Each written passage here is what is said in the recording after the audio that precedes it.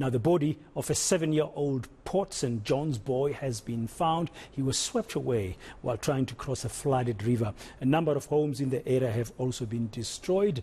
The Cocta MEC in the Eastern Cape, Olile Ngata, visited the affected areas and the family of the deceased. eNCA's Nceba Ntlanganiso sent us this report.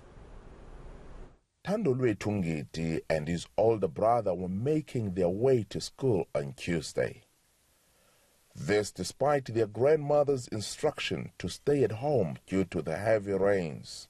Kwacaba abantwana bamzimela umakhulu bathatha iuniform banxiba bahamba baye esikolweni njengesiqhelo kodwa umlambo wabe ungenathamo lamanzi bawelile njengesiqhelo ingxaki belapha ekubuyeni xa esiva umntwana utshonile emanzini uthe xa ewela watshona xa eva ngomgqalo omncinci oshiyekileyo.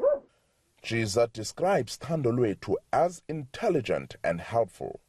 The family has been left devastated, and to make the matters worse, they don't have the means to bury the child. Isiphethe kabuhlungu tata kakhulu. Isiphethe kabuhlungu kakhulu. Ayikhange bemnandi. Akho ndikhoyo. Ngumzosihluphekeleyo. Ugogo uphila ngendodla. Nonina umntwana besawuzama.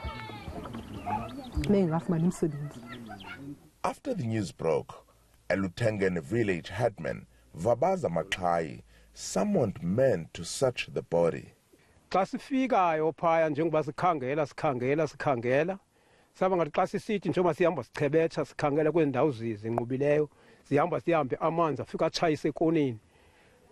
Xa sisithi nakumuntu evele ngomvalo ubhabhe esikhunini sabona ukuthi masingamphathi phongoba uqale kuzofika urhulumente kuqala.